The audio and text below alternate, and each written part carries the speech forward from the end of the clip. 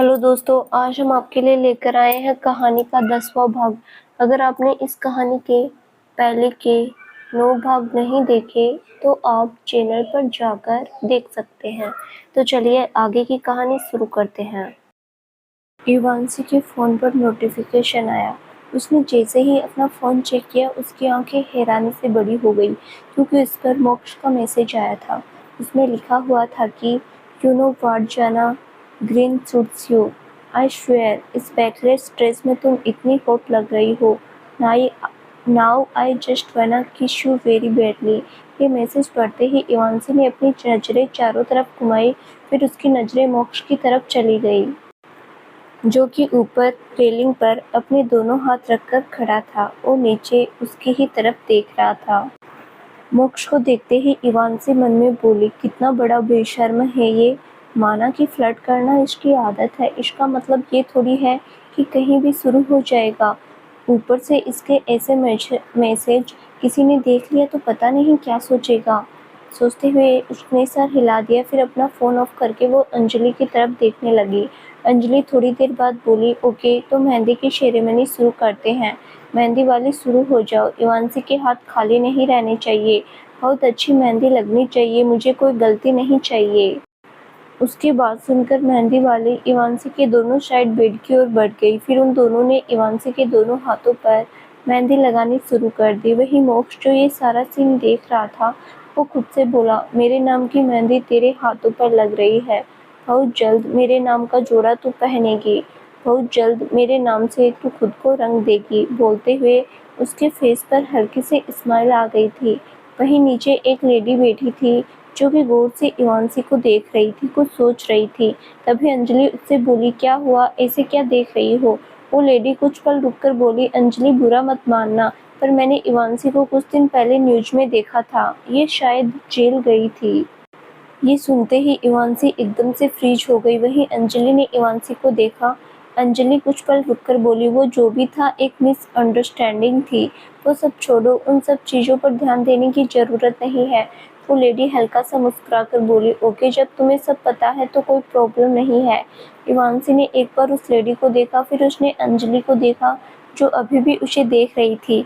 अंजलि आगे बढ़कर धीरे से इवांशी के कान में बोली, डोंट वरी, मोक्ष ने मुझे सब बताया था। उसने मुझे बताया था कि वो एक कन्फ्यूजन हो गई थी और उसको कन्फ्यूजन के चक्कर में तुम्हें जेल भेजा था। उसने एक रात के लिए उसने फिर केस वापस भी ले लिया था। मैं सब जानती हूँ, तुम टेंशन मत लो, तुम्हें कोई कुछ नहीं बोलेगा। बोलकर वो हल्का सा मुस्कुराई, फिर पीछे हट गई। वहीं इवांशी मन में बोली, कितना बड़ा गेमर है ये, सबको अपने साथ लेकर चल रहा है, सबको इसने अपने झूठ में फंसा रखा है। सोचते हुए उसने एक गहरी सांस ली, फिर वो अपनी मेहंदी पर फोकस करने लगी। करीब 2 घंटे के अंदर उसके हाथों में मेहंदी लग चुकी थी। उसके दोनों हाथों में मेहंदी से भरे हुए थे। इवांशी ने इस चीज़ पर बिल्कुल ध्यान नहीं दिया था कि उसके हाथ पर मोक्ष का नाम आखिर लिखा कहाँ था। वो तो कहीं और ही खोई हुई थी। वो बैठी-बैठी बोर होने लगी थी। वो इतनी बोर होने लगी थी कि उसे नींद आने लगी थी। अंजलि इवांशी को देखते हुए उससे बोली, तुम्हें कुछ खाना होगा ना? एक काम करो इवांशी, तुम्हें आराम की भी ज़रूरत है। तुम ऊपर अपने बेडरूम में जाओ, मैं तुम्हारे लिए खाना भिजवाती हूँ। इवांशी जल्दी से बोली, thank you so much aunty. बोलते हुए वो हल्का सा मुस्कुरा रही थी, फिर खड़ी होकर वहाँ से चली गई। उसे ऐसे जाते देख अंजलि ने सिर हिला दिया। वहीं इवांशी ऊपर अपने रूम के पास पहुंची। उसने धक्का देकर गेट खोला। वो जैसे ही अंदर गई, किसी ने उसे पकड़कर वॉल से लगा लिया। इवांशी ने अपने सामने मोक्ष को देखा। वो उससे बोली, तुम मेरे रूम में क्या कर रहे हो? मोक्ष अपनी भौहें चढ़ाते हुए बोला, तुम्हारा रूम? जहाँ तक मुझे याद है जाना, ये घर मेरा है, तो यहाँ के हर कमरे भी तो मेरे हुए ना। इवांशी आई रोल करते हुए बोली, होगा ये तुम्हारा घर, इस घर का हिस्सा तुम्हारा, लेकिन ये रूम मेरा है, तुम यहाँ नहीं आ सकते ऐसे। वो सब छोड़ो, मुझे छोड़ो, मेरी पूरी पीठ दर्द हो रही है, मुझे लेटना है, मुझे भूख लगी है, मुझे नींद आ रही है, मैं बोर हो गई। बोलते हुए उसके चेहरे पर फ्रस्ट्रेशन साफ नजर आ रही थी। मोक्ष ने कुछ पल उसे देखा, अगले ही पल उसने इवांशी को ब्राइडल स्टाइल में उठा लिया। इवांशी अपने दोनों हाथ बचाते हुए बोली, ये क्या कर रहे हो तुम? अभी अगर मेरी मेहंदी खराब हुई ना तो मैं तुम्हें मारूंगी, मतलब मैं तुम्हें छोड़ूंगी नहीं, बहुत मुश्किल से लगे हैं ये। 2 घंटे, तुम्हें पता है 2 घंटे एक जगह बैठना कितना स्ट्रगल होता है। मोक्ष बेड की तरफ बढ़ते हुए उससे बोला, नहीं जाना, मुझे तो कुछ पता ही नहीं है, जैसे मैं तो कभी बैठा ही नहीं, मैंने तो खड़े खड़े अपनी जिंदगी निकाल दी। ये सुनते ही इवांसी उसे देखने लगी थी। उसे समझ नहीं आ रहा था कि अब वो मोक्ष को क्या बोले। मोक्ष ने इवांसी को बेड पर बिठाया, फिर वो खुद उसके सामने बैठ गया। इवांसी मोक्ष को देख रही थी, वही मोक्ष बहुत गौर से उसे देखने में लगा हुआ था। ऐसा लग रहा था मानो वो पहली बार उसे देख रहा था और उसकी नजरें इवांसी को नर्वस कर रही थी। वो धीरे से बोली, ऐसे क्यों देख रहे हो तुम मुझे? मोक्ष मुस्कुराते हुए बोला, अपनी जाना को देख रहा हूँ। मेरे दिमाग में तुम्हारा अक्स तो पहले से ही है, पर फिर भी तुम्हें देखने से सुकून मिलता है, तो सुकून लेने दो ना थोड़ा सा। खुद को तुम्हारी जिंदगी में सुकून है, नहीं दूसरों को लेने दोगी तो कुछ नहीं चला जाएगा। इवांसी झट से बोली, तुम मुझे टोंट पर टोंट क्यों मारे जा रहे हो? मैंने तुमसे कुछ बोला क्या? नहीं ना, तो फिर इस तरीके से चिढ़ाना बंद करोगे मुझे? बोलते हुए वो मोक्ष को देख रही थी। मोक्ष उसके चेहरे के पास जाते हुए उससे बोला, नहीं, मैं तो कुछ भी बंद नहीं करूंगा। तो क्या करोगी तुम? इवांसी कुछ बोलते ही तभी गेट नॉक हुआ। मोक्ष इवांसी की आंखों में देखते हुए तेज आवाज में बोला, कम इन। उसके इतना कहते ही एक मेड ट्रे लेकर अंदर आई जिसमें खाना रखा हुआ था। उस मेड ने ट्रे नाइट स्टैंड पर रखा, फिर वो सर झुकाकर वहां से चली गई।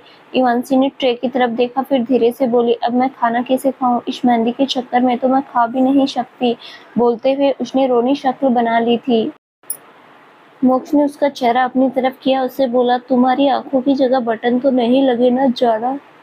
बेबी ब्लू कलर के बटन्स, क्योंकि तुम्हें तुम्हारे सामने इतना हॉट हैंडसम बंदा नजर नहीं आ रहा।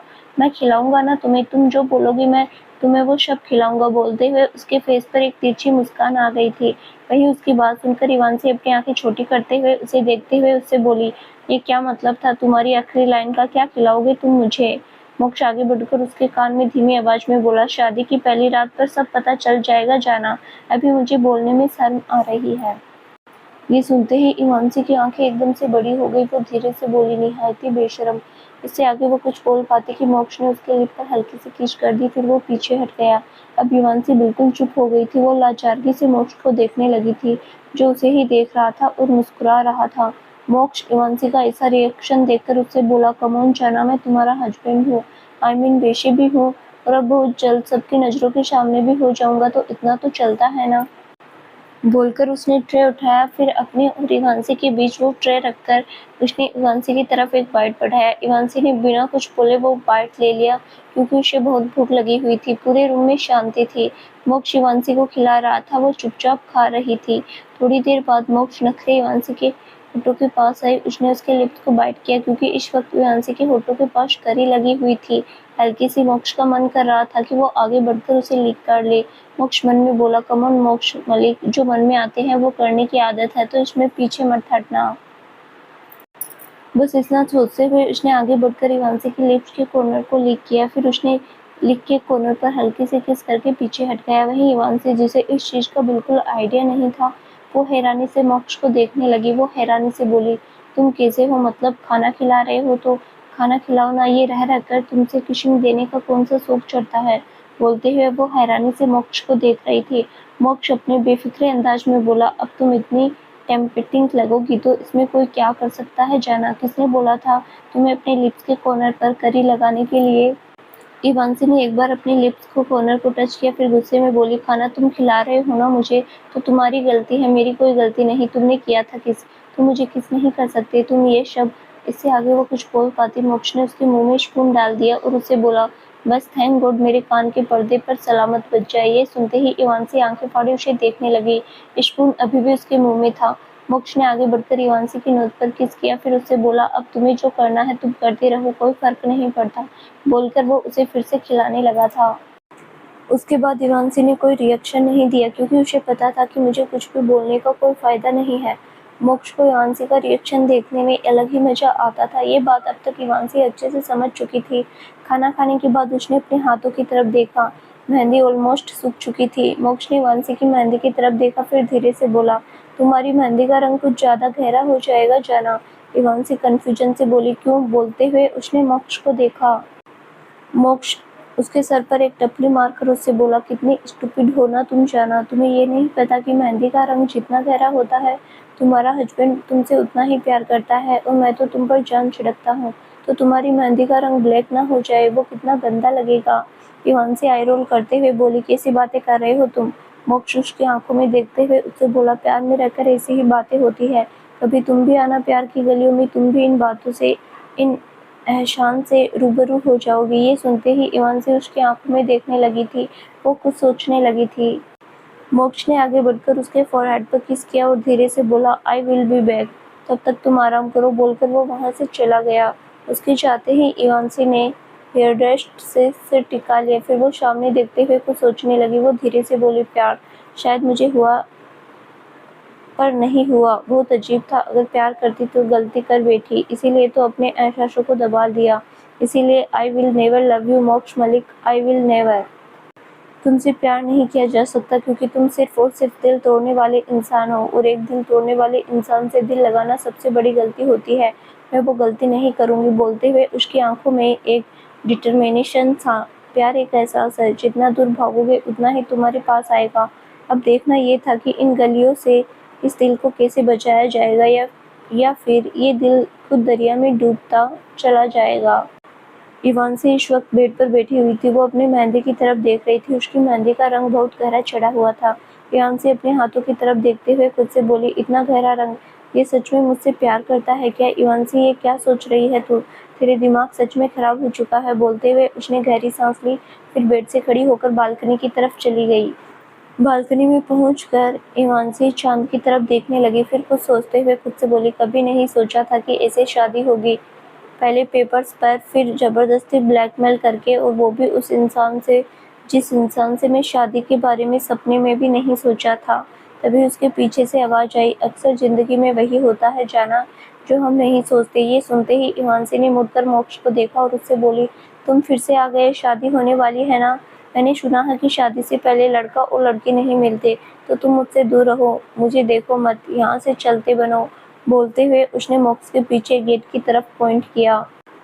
मोक्ष ने एक बार मुड़कर गेट की तरफ देखा, फिर इवांसी को देखकर उसे बोला, हाउ स्वीट जाना, हाउ इनोसेंट। तुम्हें ये लगता है कि तुम बोलोगे और मैं चला जाऊंगा, कितनी मासूमियत भरी सोच है ना तुम्हारी। बोलते हुए वो उसकी तरफ बढ़ गया था। इवांसी उसे घुरते हुए बोली, इसका मतलब तुम नहीं जाओगे। मोक्ष अपने दोनों हाथ पीछे कर इवांसी की तरफ बढ़ते हुए उससे बोला, मेरे कदमों को देख लो, जवाब मिल जाएगा। ये सुनते ही इवांसी ने सिर हिला दिया, फिर वो वापस चांद की तरफ देखने लगी। मोक्ष जैसे ही इवांसी के पास पहुंचा, उसने इवांसी को अपनी तरफ घुमाया, फिर उससे बोला, नजर मुझ पर। बोलते हुए उसकी आवाज में एक सीरियसनेस थी, जिसे समझने इवांसी उसे गौर से देखने लगी। इवांसी कुछ पल रुककर बोली, कभी कभी तुम इतना डिफरेंट होते हो, ऐसे बिहेव करते हो कि तुमसे बड़ा कपिल शर्मा कोई नहीं, और एक सेकंड टाइम तुम ऐसे बिहेव करते हो जैसे तुमसे बड़ा हिटलर कोई हो नहीं सकता। ड्यूअल पर्सनैलिटी डिसऑर्डर है क्या तुम्हें। मोक्ष उसकी आंखों में देखते हुए उससे बोला, हो भी सकता है जाना, क्या पता तुमने कर दिया हो सकता है तुम्हारा पागलपन में मुझे ड्यूअल पर्सनैलिटी डिसऑर्डर हो गया हो, तब जिम्मेदारी तुम्हारी है ना। इवांसी झट से बोली, नो, मेरी कोई जिम्मेदारी नहीं है, क्योंकि पागल तुम पहले से हो, मैंने तुम्हें पागल नहीं किया है। मोक्ष तुरंत बोला, पर तुमने मेरे पागलपन को बढ़ावा दिया है। ये सुनते ही इवांसी एकटक उसे देखने लगी थी। इवांसी कुछ बोलने वाली थी, तभी मोक्ष ने उसे कमर से पकड़ते हुए रेलिंग पर बिठा दिया, खुद उसके पैरों के बीच आ गया। इवांसी ने कसकर मोक्ष को कंधों को पकड़ लिया था। उसने एक बार सर घुमाते हुए देखा, फिर वो मोक्ष को देखकर उससे बोली, पागल हो क्या तुम, नीचे उतरो, उतारो मुझे, देखो अगर तुम मुझे यहाँ से गिरा के मारने की प्लानिंग कर रहे हो तो। मोक्ष बीच में बोला, कम ऑन जाना, ऐसे स्टूपिड जैसे बातें बंद करो, अगर मैं तुम्हें मारना ही होता तो बहुत ऑप्शन थे, डोंट वरी, यहाँ से गिरा कर नहीं मारूंगा, कहीं सामने से कोई कैमरा कैप्चर कर ले और मेरे खिलाफ सबूत बचे। ये सुनते ही इवांसी ने एक बार मुड़कर सामने एक पिलर पर लगे कैमरे को देखा, और फिर उसने मोक्ष को देखा जो उसे ही देख रहा था। वो धीरे से बोली, इसका मतलब अगर कैमरा नहीं लगा होता तो तुम मुझे मार देते। मोक्ष आई रोल करते हुए बोला, ये बकवास तुमने शुरू की, मैंने नहीं की ना। तुम जानो, अगर तुम चाहते हो तो मैं तुम्हें छोड़ देता हूँ। इतना बोलकर उसने इवांसी को कमर को छोड़ दिया। इवांसी ने चिल्लाते हुए उसे हक कर लिया। उसने कसकर अपनी आंखें बंद कर ली। इवांसी का ऐसा रिएक्शन देखकर मोक्ष के फेस पर तिरछी स्माइल आ गई थी। वो दोनों हाथ पॉकेट में डालते हुए बोला, व्हाट हैपन जाना, अब पास आने की क्या वजह है। इवांसी अपनी आंखें बंद किए हुए उससे बोली, प्लीज मुझे नीचे उतारो, अगर नहीं उतारना तो मुझे पकड़ो अभी के अभी। मोक्ष कुछ पल रुककर बोला, और अगर ना पकड़ा तो? ये सुनते ही इवांसी ने उसके ऊपर अपनी पकड़ मजबूत कर दी थी। उसकी इस हरकत को फील करते ही मोक्ष की स्माइल और गहरी हो गई थी। उसने अपना एक हाथ इवांसी की लोअर बैक पर रखा, फिर उसे अपने और पास खींचा। इवांसी ने तुरंत उसके टॉर्सो पर अपनी दोनों पैर रैप कर लिया। उसने उसे बिल्कुल पोलर बियर की तरह पकड़ा हुआ था। इस वक्त उसे सच में ऐसा लग रहा था कि अगर उसने मोक्ष को छोड़ा तो वो नीचे गिर जाएगी। मोक्ष ने इवांसी को वैसे ही उठाया, फिर वो उसे बेडरूम में लेकर गया। बेडरूम में पहुंचते ही उसने झटके से इवांसी को छोड़ा, जिस वजह से वो सीधे बेड पर गिरी। इवांसी उठकर बैठी, फिर मोक्ष को देखते हुए उससे बोली, अगर अगली बार तुमने ऐसी हरकत की ना। मोक्ष बीच में ही बोला, तो क्या कर लोगी तुम? बोलते हुए उसने अपना एक घुटना बेड पर रखा, फिर इवांसी के ऊपर झुकने लगा। उसे इस तरीके से अपने ऊपर झुकता देख इवांसी ने अपनी थूक निकली और फिर वो पीछे होने लगी। पीछे होते होते वो पीठ के बल बेड पर लेट गई और वहीं मोक्ष उसके ऊपर आ चुका था। इवांसी धीरे से बोली, तुम फिर से कुछ करने के बारे में सोच रहे हो ना? देखो मोक्ष मलिक, अगर तुमने मोक्ष बीच में ही बोला, जाना कितनी बार बोलती हो तुम बिल्कुल उन लड़कियों की तरह बिहेव करती हो जो अपने दिमाग में 50 कहानी बना देती है और बोलती एक ही कहानी हो। ये सुनते ही इवांसी उनसे बोली, एक्सक्यूज मी, तुम मुझे बाकी लड़कियों से कंपेयर कर रहे हो? मोक्ष बेफिक्रे अंदाज में बोला, तुम्हारी हरकतें ऐसी हैं, अपनी हरकतें सुधार लो।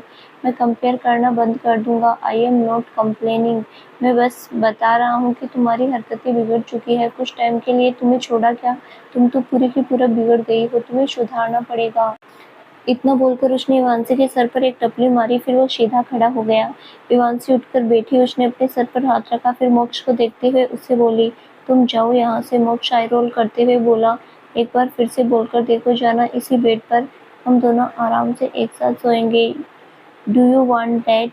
ये सुनते ही इवांसी ने झट से नामे से हिला दिया। मोक्ष ने आगे बढ़कर इवांसी के फोरहेड पर किस किया, फिर धीरे से बोला, गुड नाइट जाना, सोते हुए मेरे बारे में सपना देखना। Okay, I want to be in your dream boy, बोलकर उसने आई विंक की और फिर वहां से चला गया। इवांसी बस उसे जाते हुए देखती रह गई। अगली सुबह इवांसी इस वक्त बेड पर बैठी हुई थी। उसके पास शादी का कार्ड रखा हुआ था जो कि अंजलि ने रखा था। अंजलि सुबह सुबह यहाँ पर आ चुकी थी क्योंकि बाहर गार्डन में हल्दी की रस्म होने वाली थी, जिसकी सारी प्रिपरेशन हो चुकी थी। सारे गेस्ट आ चुके थे। मोक्ष चाहता था कि उसकी शादी की सारी सेरेमनी उसके विला से हो, इसीलिए सारी रस्में यहीं पर हो रही थी। इवांसी हल्दी के लिए बिल्कुल रेडी थी। उसने सिल्वर कलर का एक क्रॉप ब्लाउज पहना था, उसके साथ उसने येलो कलर का स्कर्ट पहना था। बालों को मेशी बनाया हुआ था, बस इसके साथ उसने कोई ज्वेलरी नहीं पहनी थी, ना ही कोई मेकअप किया था, क्योंकि हल्दी लगने के बाद सब खराब होने वाला था। इवांसी उस शादी के कार्ड को देखते हुए धीरे से बोली, कल शादी? कांट बिलीव इट, इतनी जल्दी शादी हो रही है मेरी। बोलते हुए उसने एक गहरी सांस ली, फिर बेड से खड़ी होकर वो मिरर के सामने गई, खुद को देखने लगी। अचानक इवांसी की नजर अपने हाथ पे रिंग पर गई। उस रिंग को देखते हुए वो धीरे से बोली, इस रिंग की कीमत करोड़ों में है, पर मेरे दिल की कीमत क्या है तुम्हारी नजरों में मोक्ष मलिक? बोलते हुए इवांसी ने कुछ पल मिरर को खुद को देखा, फिर वो बेडरूम से निकल गई। इवांसी जैसे ही नीचे गई, उसकी नजर अंजलि पर गई, जो कि हॉल में खड़ी थी और एक आदमी को कुछ बोल रही थी। अंजलि ने जैसे ही इवांसी को देखा, वो उससे बोली, फाइनली तुम आ गई, चलो मोक्ष ऑलरेडी बाहर बैठा हुआ है, शुभ को तुम्हारा वेट है, सारे गेस्ट भी आ चुके हैं। इवांसी मुस्कुराते हुए बोली, ओके आंटी, बोलकर वो अंजलि के साथ बाहर चली गई। वहीं मोक्ष जो बाहर अपनी जगह पर बैठा हुआ था, रूहान से कुछ बात कर रहा था। उसकी नजर जैसे ही इवांसी पर गई, वो एकटक उसे देखने लगा। रूहान मोक्ष के सामने चुटकी बजाकर उससे बोला, तेरी ही है, नजर हटा ले उसे। मोक्ष इवांसी को देखते हुए रूहान से बोला, नहीं हटाऊंगा, मेरी है ना, तो मेरा हक है देखने का, बस तू मत देखना। रूहान आइज रोल करते हुए बोला, मुझे रोक लेगा, लेकिन बाकियों को क्या करेगा? ये सुनते ही मोक्ष अपनी नजरें चारों तरफ घुमाए। वहां पर कई लोग थे जो इवांसी को देख रहे थे। उनका रीजन सिंपल था, क्योंकि वो ब्राइड थी, तो उसे देखना बनता था। पर मोक्ष को ये चीज बिल्कुल पसंद नहीं आ रही थी। उसने एक बार फिर से इवांसी को देखा और धीरे से बोला, रोकूंगा, सबको रोकूंगा, एक बार ये मेरी हो जाए फिर सब रुक जाएंगे। रूहान मोक्ष को अजीब नजरों से उसे देखते हुए बोला, मुझे तेरी बात समझ नहीं आई। मोक्ष तिरछा मुस्कुराते हुए समझने के लिए बोला, आएगा भी नहीं, सो रूहान सेठी अब अपना काम करो और यहाँ से निकलो। ये सुनते ही रूहान ने सिर हिला दिया और फिर वो वहां से चला गया। इवांसी अब तक मोक्ष के बगल में बैठ चुकी थी। वो दोनों एक साथ बैठे हुए थे और अब उन दोनों की हल्दी की रस्म होने वाली थी। धीरे धीरे उन दोनों को हल्दी लगनी शुरू हो चुकी थी। मोक्ष ये सारी चीज़ें बहुत एंजॉय कर रहा था, पर इवांसी वो बस चुपचाप बैठी थी और हल्का-हल्का बस बीच-बीच में मुस्कुरा रही थी। ऐसे ही रश्मि के बीच इवांसी ने अचानक से मोक्ष की तरफ देखा, जो उसे ही देख रहा था। वो मन में बोली, ये इंसान है कि जानवर, जब देखो मुझे ही देखता रहता है। पूरी दुनिया में सब कुछ छोड़कर इसे मुझे ही देखना होता है। सोचते हुए वो मोक्ष की आंखों में देख रही थी। तभी मोक्ष उसके चेहरे के पास गया और धीरे से उसके कान में बोला, ऑफ कोर्स तुम्हें ही देखना है जाना, बीवी हो तुम मेरी, मेरा हक है मेरा। ये सुनते ही इवांसी की आंखें हैरानी से बड़ी हो गई। वो धीरे से बोली, तुम्हें मेरे मन की बातें सुनाई कैसे देती है? मोक्ष उसकी आंखों में देखते हुए उससे बोला, इतनी जोर जोर से मन में बोलोगी तो सुनाई तो देगा ना, और वैसे भी हमारे बीच तो दिल का कनेक्शन है ना, दिल से दिल तक, बोलकर उसने आई विक की, फिर पीछे हट गया। वहीं उसकी बात सुनकर इवांसी ने बस अपना सिर हिला दिया। हल्दी की सारी रस्में होने के बाद अंजलि ने इवांसी को भेज दिया ताकि वो फ्रेश हो चुके। वहीं रूहान ने मोक्ष को परेशान करना शुरू कर दिया था। रूहान मोक्ष के दोनों गालों पर हल्दी लगाते हुए उससे बोला, अच्छे से रंग चढ़ना चाहिए हल्दी का, वरना प्रॉब्लम हो जाएगी। मोक्ष रूहान के दोनों हाथ हटाकर चिल्लाकर बोला, क्या प्रॉब्लम है? हल्दी लगा रहा है या फिर रगड़ रहा है? मुझे पीला नहीं करना। बोलते हुए वो खड़ा हो गया और फिर उसने एक टिश्यू पेपर उठा लिया। रूहान मुस्कुराते हुए बोला, पीला करना है? यू नो आंटी, पीला पीला दूल्हा अच्छा लगेगा ना? बोलते हुए रूहान ने अंजलि को देखा। अंजलि हंसते हुए बोली, बिल्कुल अच्छा लगेगा, कमरे में पीला दूल्हा, ओ माई गॉड, न्यूज बनेगी न्यूज, हेडलाइन होगी, मोक्ष मलिक बने पीले दूल्हे। ये सुनते ही मोक्ष बुरी तरह चिढ़ गया था। वो धीरे से बोला, मोक्ष मलिक और पीला दूल्हा, मुझे पीलिया नहीं हुआ है। बोलकर वो टिश्यू पेपर से अपना चेहरा साफ करते हुए वहां से चला गया। उसके जाते ही रूहान और अंजलि दोनों ने एक दूसरे को देखा, फिर दोनों हंस दिए। वहीं हिमांशु, जो इस वक्त बेडरूम में ड्रेसिंग टेबल के सामने खड़ी थी, वो टिश्यू पेपर से खुद को क्लीन कर रही थी कि तभी उसके पीछे से आवाज आई। हिमांशु बिना देखे उठ के बोली, आंटी आप आ गई, मेरी पीठ पर भी थोड़ी सी हल्दी लगी है, प्लीज आप उसे क्लीन कर दीजिए, मुझे फ्रेश होना है और ये मुझे इरिटेट करेगा, can you please help me? बोलते हुए उसने अभी तक सर उठाकर सामने नहीं देखा था। वो बस अपने हाथ पर लगी और अपनी कमर पर लगी हल्दी को साफ कर रही थी, जो कि गलती से लग गई थी। अचानक हिमांशी को अपनी पीठ पर एक हाथ फील हुआ। ये फील होते ही उसने झट से सर उठाकर सामने अपने पीछे मोक्ष को देखा, जो कि सर झुकाकर उसकी पीठ की तरफ देख रहा था। उसकी पीठ पर अपनी अंगुलियां सिलसिले चल रहा था। हिमांशी धीरे से बोली, तुम? बोलते हुए उसके हाथ से टिश्यू पेपर छूटकर नीचे गिर गया था। मोक्ष ने अपनी नजर उठाकर इवांशी को देखा और उससे बोला, अफकोर्स अपनी जाना के पास तो मुझे आना था।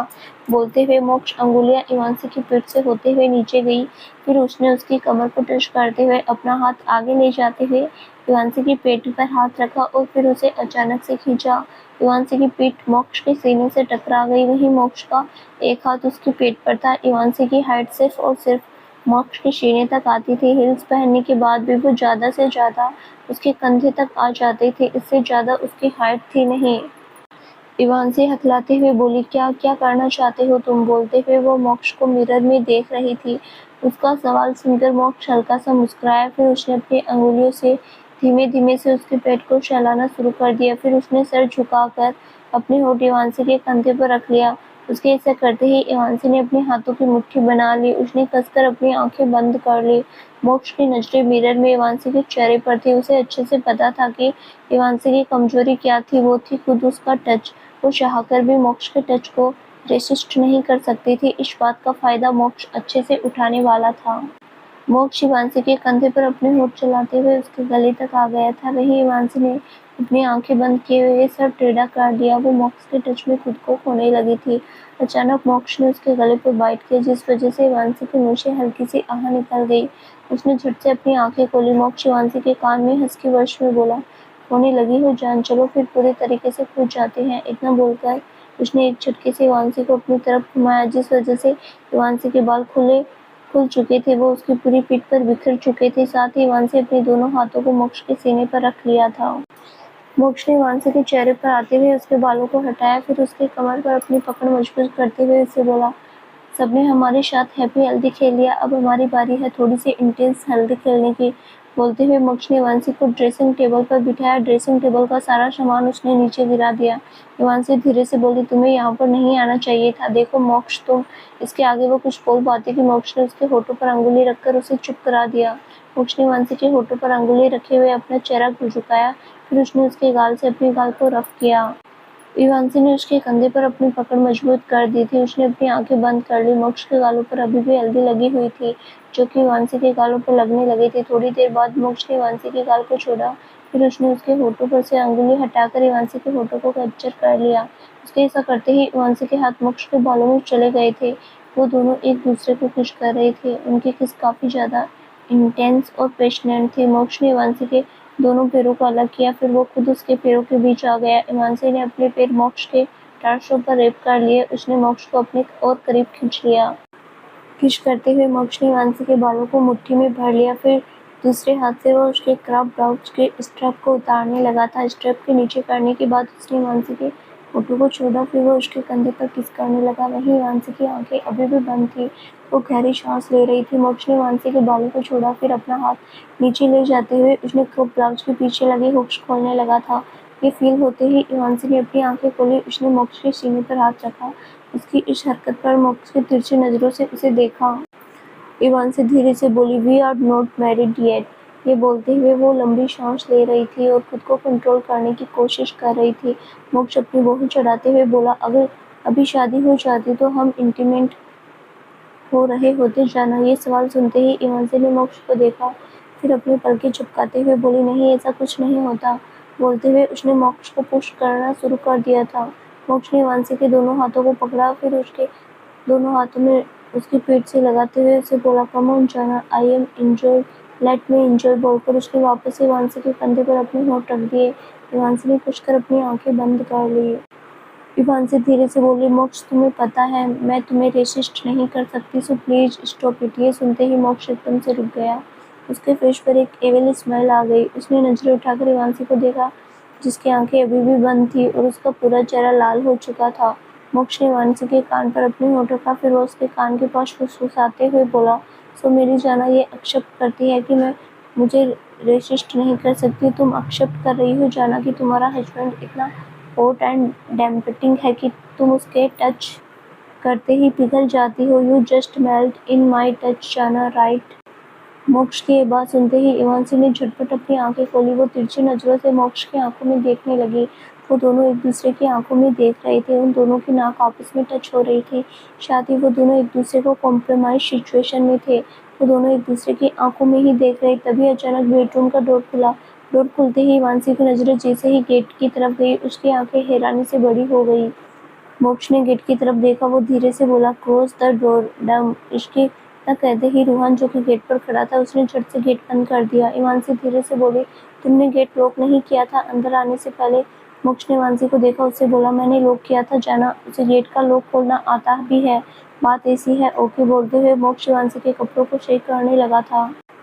इवांशी धीरे से बोली, "कल से तुम मुझे रूहान के सामने कितना एम्बैरेसिंग फील किए कर रहे हो। तुम्हें पता भी है मैं उसके सामने जाऊंगी कैसे?" मोक्ष अपनी बाहें चढ़ाते हुए बोला, "तुम्हें उसके पास जाने की जरूरत ही नहीं है, जाना सिंपल।" इवांशी चिढ़ते हुए बोली, "अरे, पास जाने का मतलब ये नहीं होता मुझे उसके पास जाना है। इसका मतलब ये है कि मैं उसके सामने जाऊंगी, कभी फेस तो करूंगी ना। कितनी अजीब सी होगा मुझे तो कोई आइडिया ही नहीं है, क्योंकि तुम्हें तो कोई फर्क नहीं पड़ता, तुम्हें तो आदत है किसी के साथ भी।" इसके आगे वो कुछ बोल पाती, मोक्ष ने उसके होठ पर अंगुली रखकर उसे चुप करा दिया। मोक्ष इवांशी की आंखों में देखते हुए उससे बोला, "मैं तुम्हें पहले ही क्लियर कर चुका हूँ जाना, फिर से क्लियर कर रहा हूँ। Listen to me very carefully. जब से तुम मेरी जिंदगी में आई हो तब से मैंने तुम्हें देखा है। उसके बाद से मैंने किसी लड़की को नजर उठाकर नहीं देखा। तो खबरदार, अगर गलती से तुमने अगली बार मुझ पर ये इल्जाम लगाया तो आई स्वेयर मुझसे बुरा तुम्हारे लिए कोई नहीं होगा।" बोलकर उसने इवांशी के होठों पर से अपनी अंगुली हटा ली। फिर बिना इवांशी को एक नजर देखे वो वहां से चला गया। इवांशी अभी भी ड्रेसिंग टेबल पर बैठी हुई थी। वो अपने गेट की तरफ देख रही थी जहां से मोक्ष गया था। वहीं इवांशी की बात सुनकर मोक्ष का मूड खराब हो चुका था। वो सीधे नीचे गया। उसकी नज़र रूहान पर गई, जो कि नीचे हॉल में इधर-उधर घूम रहा था। मोक्ष रूहान के सामने जाकर उससे बोला, "बिना जाने पहचाने अंदर घुसने की गंदी आदत है क्या तेरी?" रूहान कुछ पल रुककर बोला, "मुझे नहीं पता था तू अंदर होगा।" मोक्ष उसे घूरते हुए बोला, "तो तू क्या करने जा रहा था मेरी जान के रूम में? अगर तुझे ये नहीं पता था कि मैं वहां पर हूँ तो तू क्या करने गया था? तुझे पता है कि मुझे नहीं पसंद जब मेरी जाना के क्लोज आने की कोई कोशिश करे। उसके कमरे में जाना तो बहुत बड़ी बात है। रूहान झट से बोला, फालतू में गुस्सा करने की ज़रूरत नहीं है। अंजलि आंटी ने कुछ बोला था, उसके लिए मैं इवांशी को बुलाने गया था। ओके, पर तू वहाँ पर था, पर सिंपल सी बात है और कुछ नहीं है। मोक्ष गहरी सांस लेकर बोला, व्हाटएवर।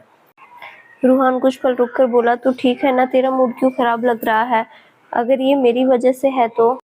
मोक्स बीच में बोला, तेरी वजह से कुछ नहीं है, मेरी जाना काफ़ी है ना। अपनी बातों से मेरा मूड खराब करने के लिए बोलते हुए मोक्स सोफे पर बैठ गया। फिर कुछ सोचने लगा। रूहान उसके पास बैठते हुए उससे बोला, ओके छोड़ ना, तुझे पता है ना अभी वो थोड़ा गुस्से में है। वैसे बिहेव करे तो कोई बात नहीं, अभी बात आगे क्या करना है, कल शादी है। आज रात को इवांशी का एक चूड़े वाली रस्म होने वाली है जिसमें उसे चूड़ा और कलीरे पहने जाएंगे। और मोक्स बीच में बोला, बस मेरा संगीत किधर गया? बोलते हुए उसने रूहान को देखा। रूहान कुछ पल रुककर बोला, मुझे क्या पता, तूने संगीत का कुछ बोला नहीं था तो हमने ऐसा कुछ प्लान नहीं किया। संगीत हल्दी से पहले होता है, अब नहीं हुआ तो उसे कैंसिल कर। मोक्ष तेज आवाज में बोला, कुछ भी कैंसिल नहीं होगा। ओके, ये मोक्ष मलिक की शादी है, यहाँ पर हर चीज होगी। संगीत आज रात को होगी, ज्यादा प्रिपरेशन की जरूरत नहीं। तुझे पता है कि संगीत में क्या जरूरत होती है, वो करो।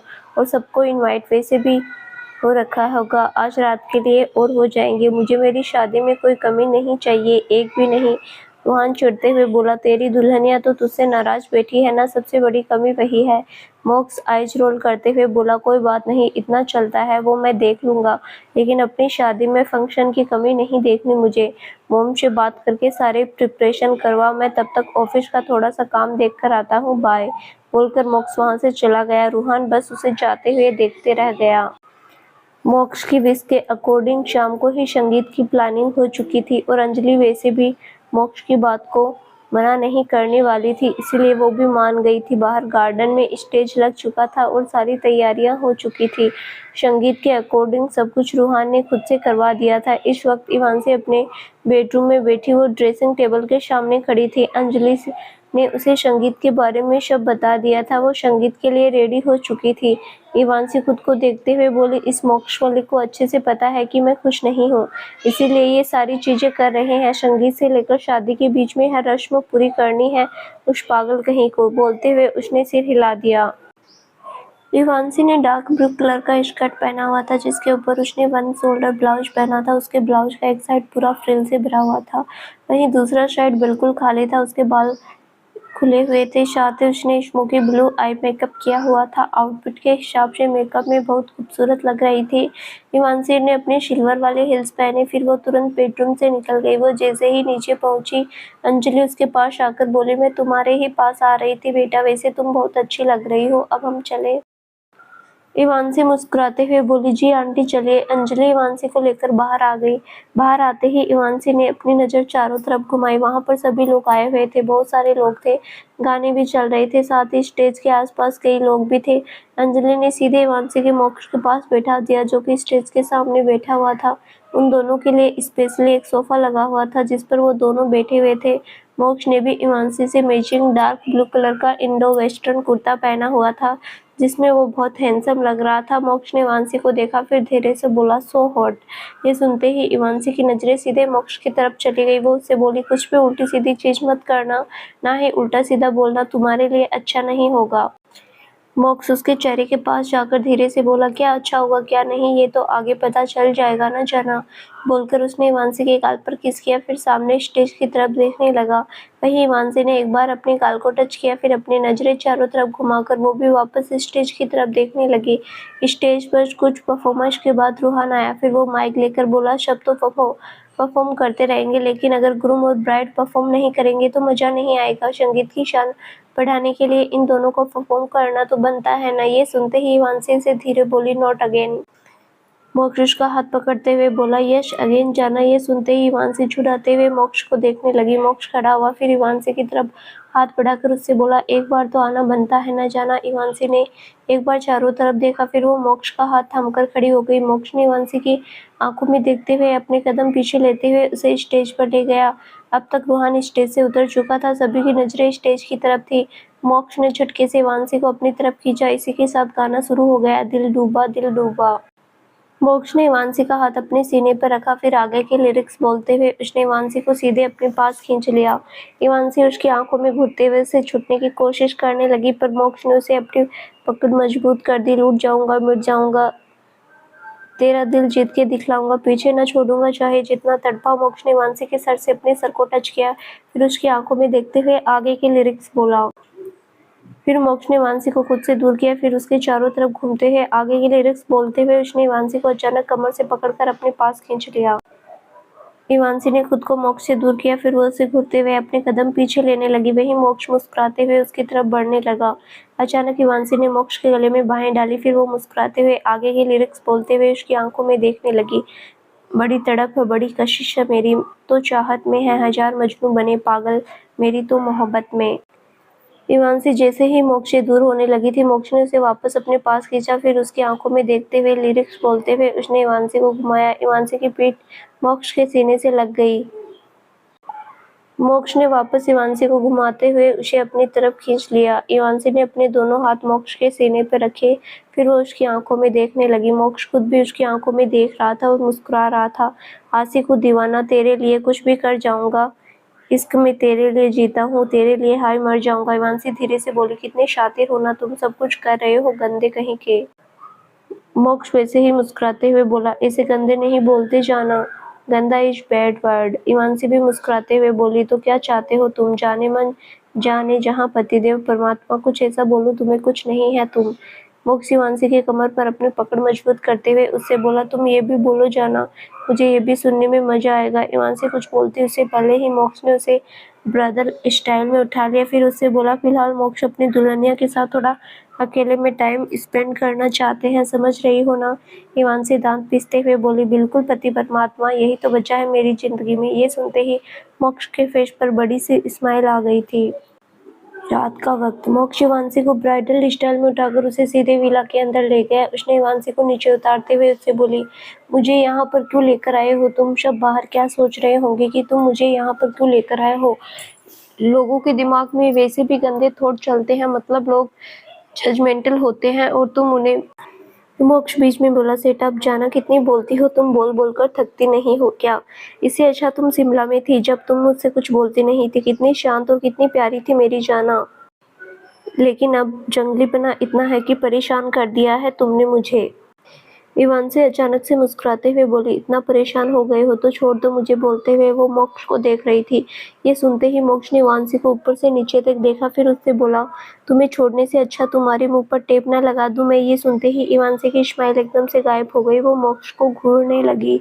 वो कुछ बोलती तभी अंजलि वहां आकर बोली, मोक्ष ऐसे क्यों लेकर आई तुम इवांसी को, अभी उसकी 2 रस्में पेंडिंग है, वो सब कुछ होना बाकी है और अब तुम इवांसी से कल शाम तक नहीं मिलोगे। ये सुनते ही मोक्ष चिल्लाकर बोला, वाट, ये आप क्या बोल रही है मैम, मैं मेरी जान से दूर क्यों रहूं। बोलते हुए उसने इवांसी को अपने करीब खींच लिया।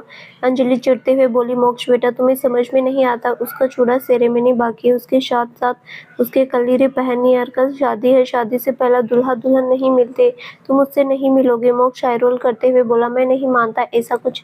इवांसी झट से बोली, पर मैं मानती हूँ, अगर मैं मानती हूँ तो तुम भी मानोगे ना। बोलते हुए इवांसी बहुत प्यार से मोक्ष को देखने लगी थी।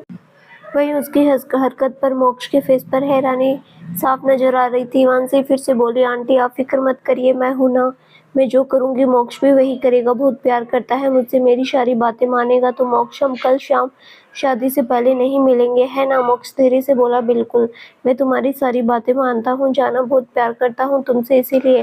बोलकर उसने इवांसी के गाल पर हाथ रखा, फिर उसके दूसरे गाल पर किस करके उसके कान में बोला, इसका बदला मैं लूंगा तुमसे, वो भी हमारी फर्स्ट नाइट पर, रेडी रहना मिसेज मलिक। बोलकर मोक्ष वहां से चला गया।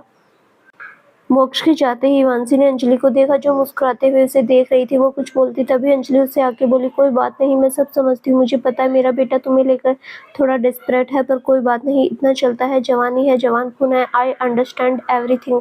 वैसे सभी लोग अंदर आ रहे हैं, मतलब लेडीज अंदर आ रही है, बाकी सब तो बाहर इंजॉय करने वाले हैं। तुम्हें अगर फ्रेश होना है तो तुम फ्रेश हो जाओ, उसके बाद मैं तुम्हारे हाथ भारी हो जाएंगे चूड़ा और कलीरों की वजह से।